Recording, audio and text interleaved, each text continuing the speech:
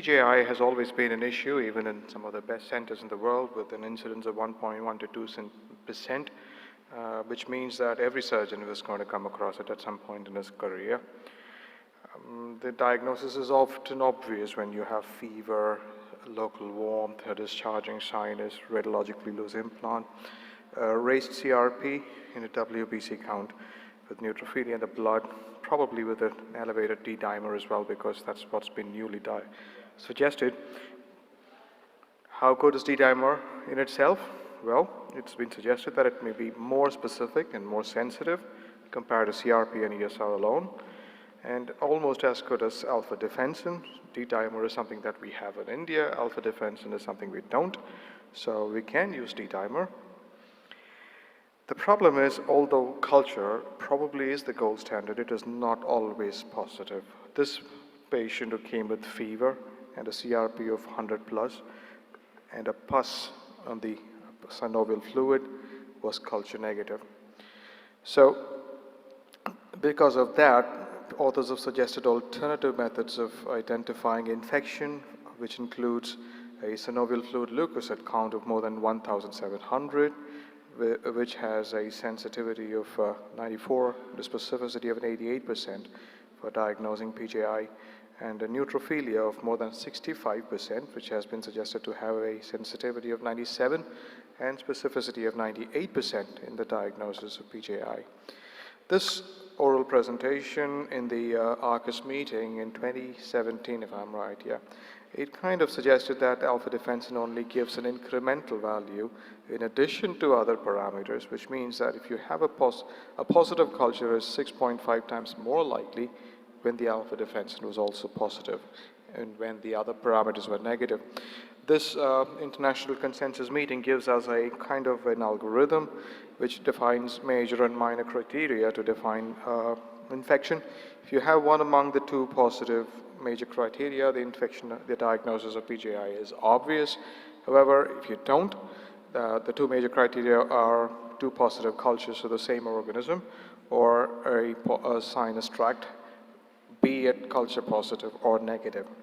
Now, if you don't have either of these, then you go on to the minor criteria, which include CRP, ESR, synovial WBC count of more than 3,000 cells per microliter, positive alpha-defensin, synovial polympia, the neutrophil count of more than 80%, or a synovial CRP more than 6.9%. And then peroperatively, you have a positive histology suggesting infection, positive purulence, and a single positive culture. What are the treatment options that we have? Well, the three options obviously are a single surgical debridement and component retention, or a two-stage or a single-stage revision. Euphemistically called DARE, surgical debridement and component retention is where you retain the stem and the cup. You change what can be changed easily, that is the head and the insert. It's probably indicated in early post-op infections where you catch them early, and preferably in non-staph infections, because staph infections are known to have a higher incidence of recurrence. The problem with DARE is that it can have a high recurrence rate depending on which author you quote. For instance, if you catch DARE infection within 2 days of symptom onset, you probably have a 56% cure rate, and if not, only a 30% cure rate, according to these authors.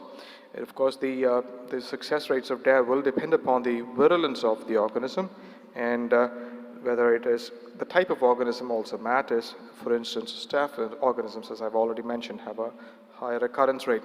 Now, can we improve the success rate of DARE further? We looked into a series of 5 patients where we had complicated primary or secondary reconstructions, where another revision would essentially mean loss of limb or total loss of function of that limb.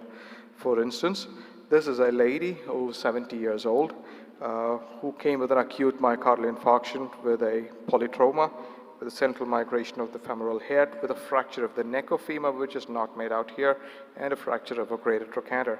She underwent a rather complex hip reconstruction with a uncemented cage and bone graft, to reconstruct the medial wall. And this was done after medical optimization for her acute myocardial infarction.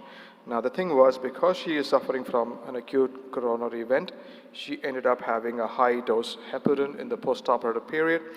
She was sent home on the 5th postoperative day after she looked good, and the wound looked good, but she came back on the 13th post-op day with hypoalbuminemia. She has had loose stools and severe electrolyte imbalance over the last 3-4 days, and she was hyponatremic as well. And all the loose stools meant that her surgical dressings were soaked with heavily soaked with foul-smelling diarrhea. Now the problem was she also had a hematoma which was getting infected, and because of which she ended up needing revisions. Now this was a case where if you're going to take out the implants, you're probably looking at a massive hole in the pelvis, and at 70 years with her comorbidities, she was never going to walk again. So this is the number of times she went into the operating room on the dates, and this is what we did. Every time, wash the wound, debride it with copious amounts of saline.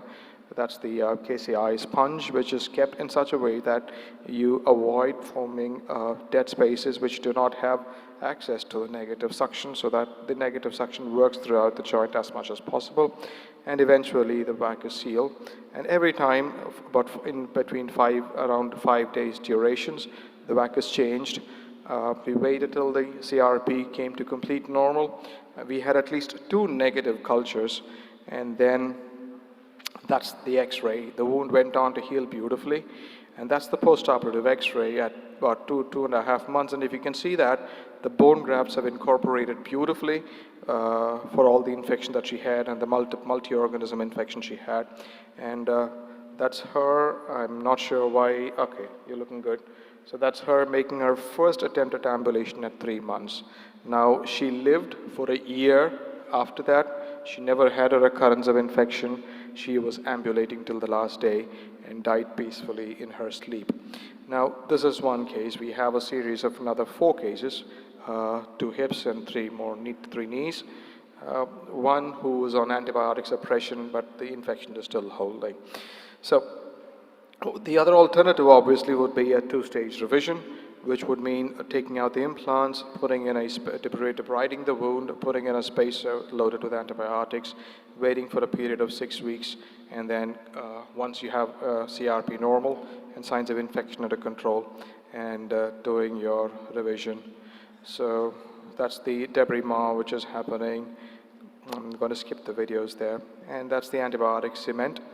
And you go ahead, put in your spacer, wait for the CRP to come back to normal with IV antibiotics, and then at least after 4 to 6 weeks have passed and CRP is normal, go in for your second stage where you choose your implants. Please summarize. The advantage of a cemented implant here is that it may deliver antibiotics, but the problem is that with the abraminated bone, they don't survive. So uncemented implants are the usual options. Cemented implants have a 75% survivorship at 8 years, which is not really good. So this was a case where we did an SROM and the patient went on to do well. If you have acetabular bone loss, probably bone is not the way to reconstruct it. It has been suggested, at least in some quarters, that tantalum metal cages may have some effect in controlling infection. Single stage revision is where you remove the implant, debride, and then close the wound, then shift the patient, a fresh team or the surgical team re-scrubs into fresh scrubs, goes back in another operating room, and then revises the knee into a fresh knee. The idea being, what matters is the meticulous debridement rather than the duration of antibiotics. It has been suggested single stage may have a poorer infection control rate than 2-stage. However, evidence for this is lacking because, according to these authors at least, there is no randomized control trial comparing single and 2-stage revisions thus far. And in fact, they suggest that single stage may have slightly better functional control. Again, a list of studies which all suggest that there is no statistical difference between single and 2-stage revisions in terms of infection control rates. However, some papers which suggest that single stage may have better functional results. In conclusion, when in doubt, consider infected until ruled otherwise. Thank you.